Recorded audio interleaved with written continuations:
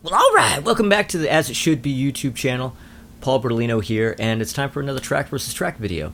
And, well, I'm doing a couple albums from a couple of the greatest bands ever. And, well, I'm putting two of my very favorite albums of the 60s up against one another, and that's The Who Sellout versus Something Else by The Kinks. Alright, now, I have my pad here all ready to go, and, well, let's do this. Actually, before we do this, gotta get my pen ready. Okay, it's going to be a battle for the ages, guys, so we got to make sure we're really ready to go. Okay, so, the first track on The Who Sellout is Armenia City in the Sky. Armenia, I don't know. Roger says Armenia on the track, but isn't it Armenia? I don't know. Whatever. Well, that goes up against the opening track of Something Else by The Kinks, and that is David Watts.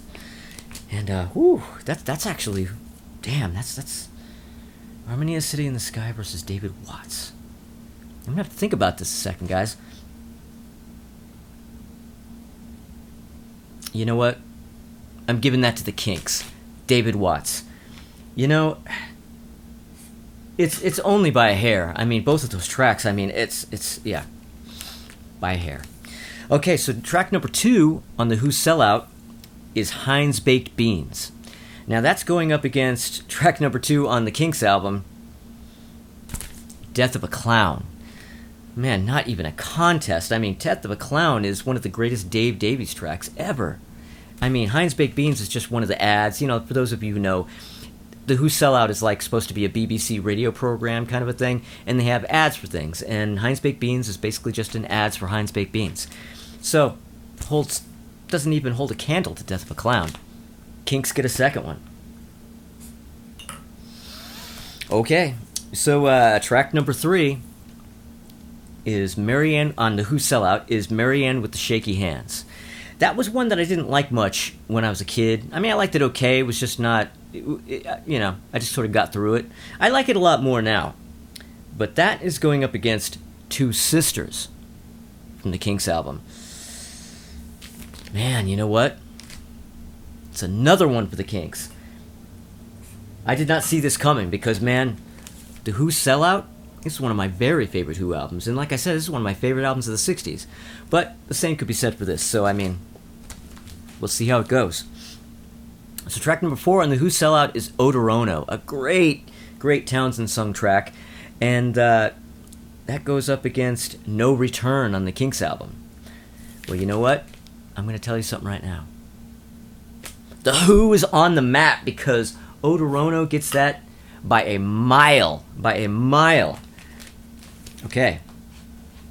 Okay, so track number 5 on The Who Sellout is Tattoo. And Tattoo goes up against Harry Rag on the Kinks album.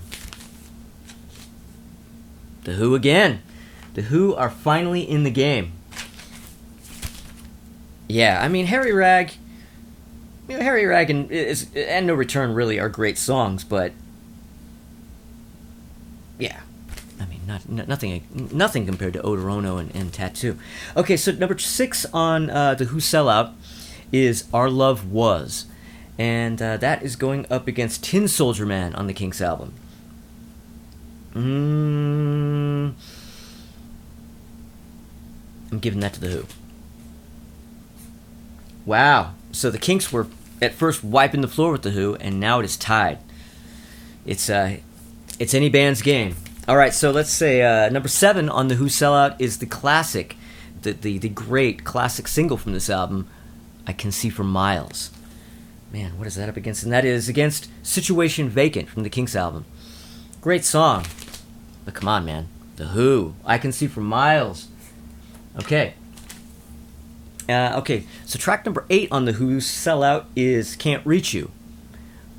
One I've always loved. I've always loved that one. And that goes up against Love Me Till the Sun Shines from the Kinks album. And you know what? Couldn't be easier.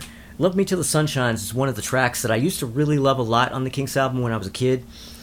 It really hasn't stood the test of time. It's one of my least favorites on the album now. But are you kidding me?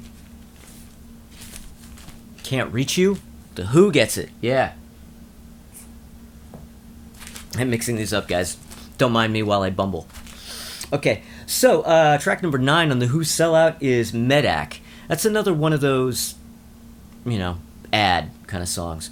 And that goes up against Lazy Old Sun on the Kinks album. And, well, that's pretty easy. The Kinks get that. As much as I love the Who Sellout as a whole program, the commercial tracks, the advertisement tracks, as individual tracks, don't really hold their own very well. It has to be in the context of the album. So yeah, Lazy Old Sun. All right, so number 10 on the Who Sellout is Relax. Man, that's a good one, and that is up against Afternoon Tea on the Kinks album. Another really good one. In fact, it's a very, very difficult choice. Relax against Afternoon Tea. I'll take Afternoon Tea, relax and settle down. Oof. Relax. And I mean by a half of a hair. By a half of a hair. Ooh. Okay, so number 11 on the Who Sellout is SILAS Stingy, the one John Entwistle track on that album. And that is going up against Funny Face from the Kinks album. That one's easy. The Kinks, Funny Face. I never really liked SILAS Stingy that much. And so track number 12 on the Who Sellout is Sunrise. Man, that's a good one. Versus End of the Season on the Kinks album. The Who, Sunrise. That was an easy one. That's an easy one. Okay, so there's one more track left on each album. On the Who Sellout, we have Rael, and, that's sort of an epic-ish closer, isn't it? One of Townsend's early attempts at, like, a rock opera type thing. Not before a quick one, but it is before Tommy. But anyway, that goes up against Waterloo Sunset on Something Else by the Kinks. That's the easiest thing ever. Waterloo Sunset by planets, by solar systems. Are you kidding me? Oh my God, the Kinks get that one. Okay. Yeah, I mean, Waterloo Sunset is one of the Kinks' greatest songs of any era on any album. So, what do we got here? The Who got 1, 2, 3, 4, 5, 6, 7. Okay, and the Kinks got 1, 2, 3, 4, 5, 6.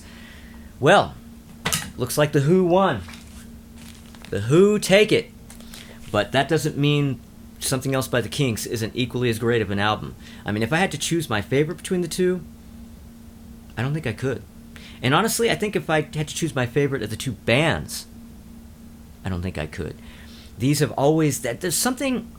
For some reason, these have always been kind of twin bands for me. And I don't mean twin bands because they're nothing alike, but I always just think of them almost in the same breath. And I think it's because I really got into both of them at the exact same time.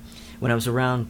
Yeah. You know, when I was a kid, I got into them at the same time, and I got both of these albums kind of around the same time.